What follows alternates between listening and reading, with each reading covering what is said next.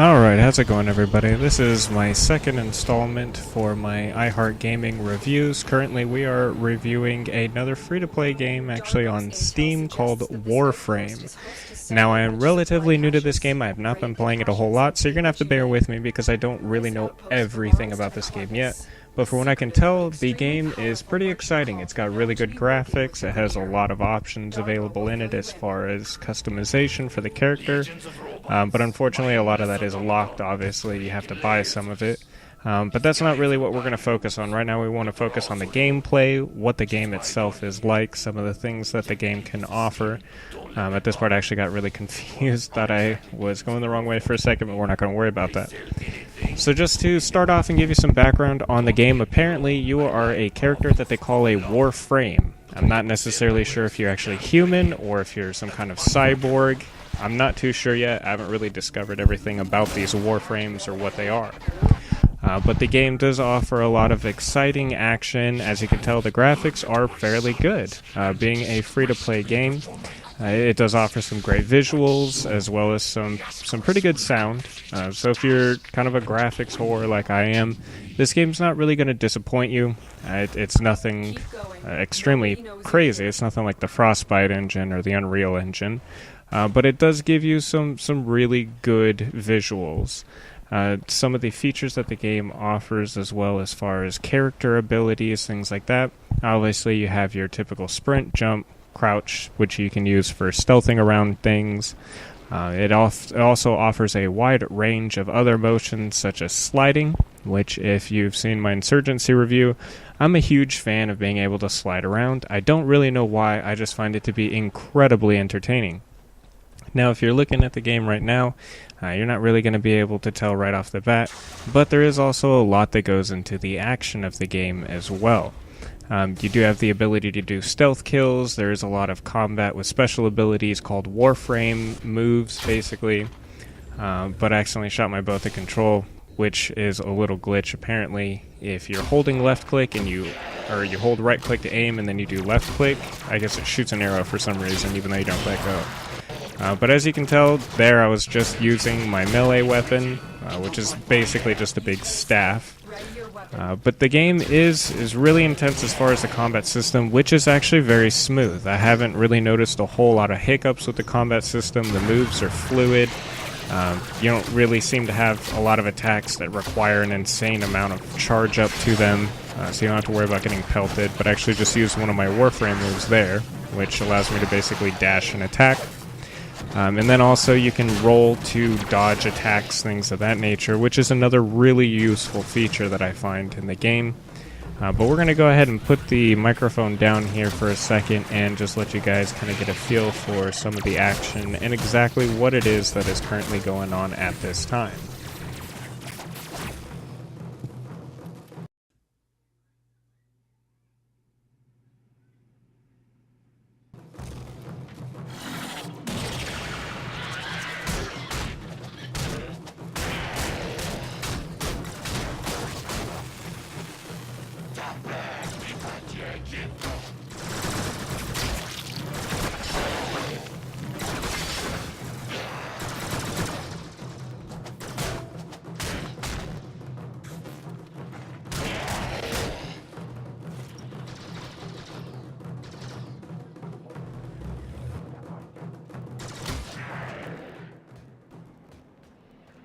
Alarms reset. They do not suspect a thing.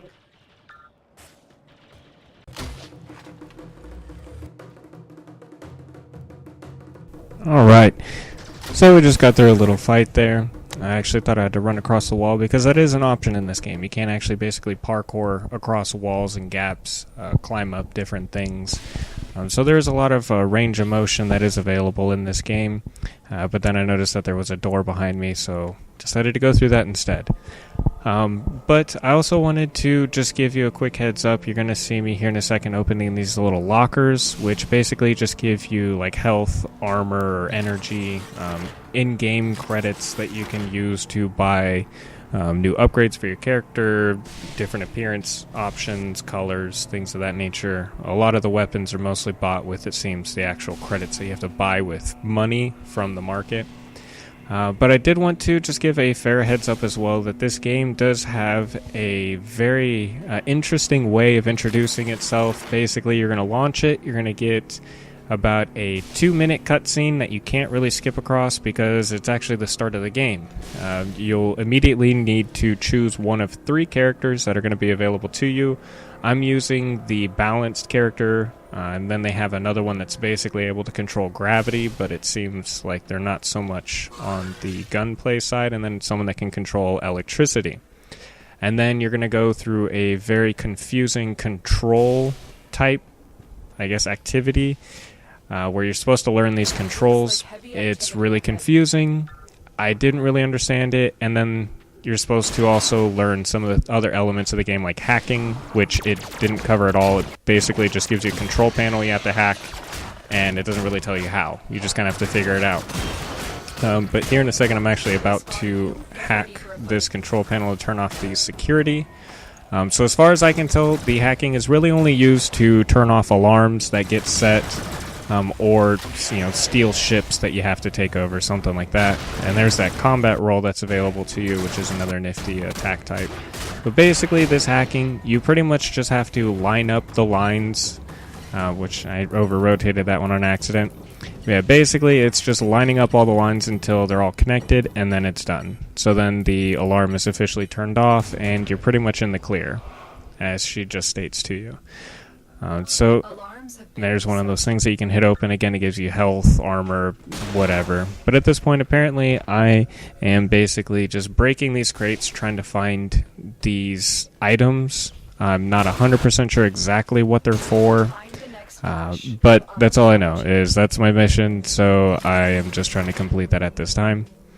But here in just a few seconds, you're actually going to see the sneak feature, which allows you to stealth kill enemies. It adds another element to the game. You can run around shooting everything, bashing everything with a pole, and using these cool powers. But sometimes it is a better option to stealth enemies.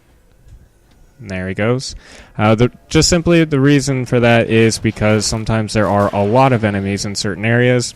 And I was actually playing with a guy last night. We both died because we were overwhelmed by way too many people. So sometimes it is a better option to try to stay quiet, maintain a lower profile, and not get caught by the enemies. But here in just a moment, I think I actually cut the video here because I do get lost, which is another thing that I kind of can't really gripe about, but it is a little annoying. The map is not the most useful thing, I have to say that. It gives you indication if an objective that you need to do is up or down. It also gives you an indication on direction. But other than that, it can still be really confusing.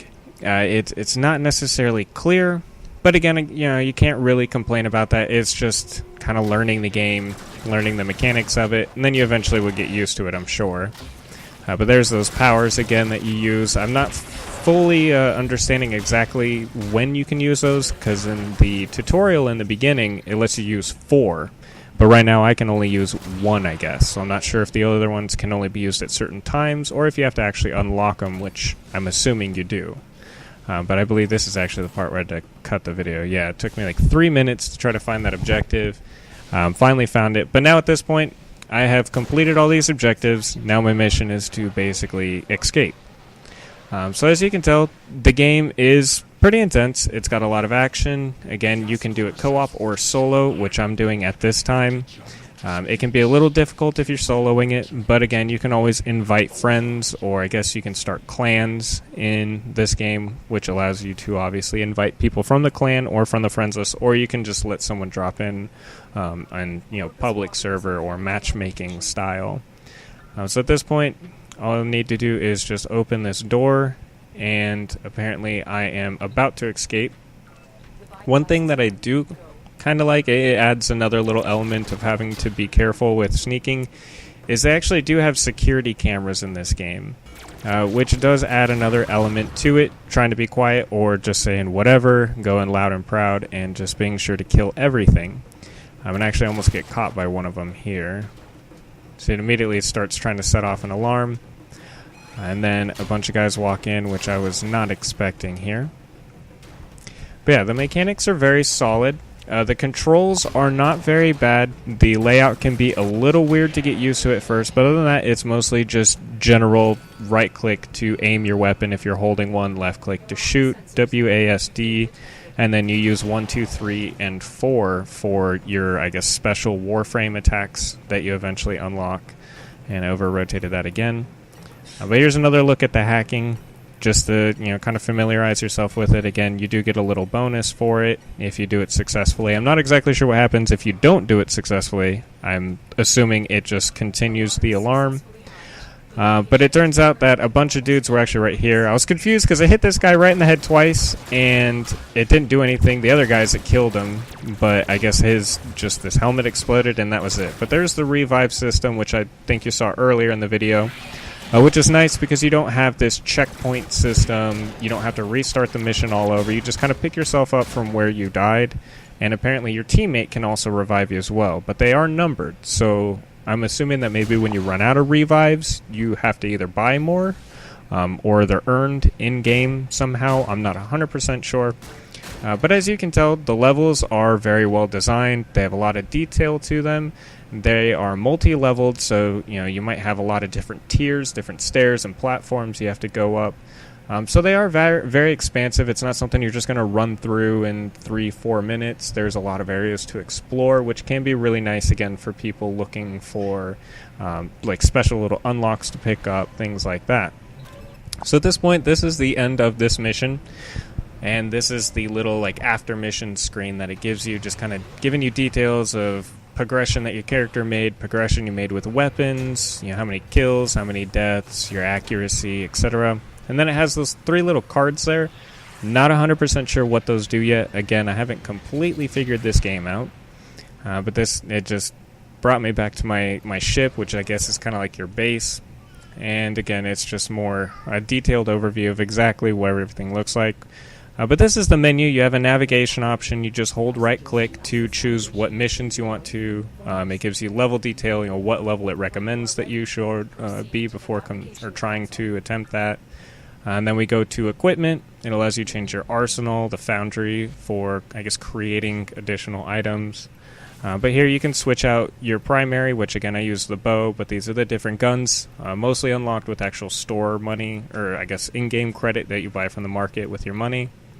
And then these are the different, I guess, configurations that you can save for certain weapons and skills. And then your melee weapons, of course, I picked the staff. But then they also have the market. This is where you can buy things, new Warframe characters, new weapons. Again, unfortunately, it's mostly bought with money.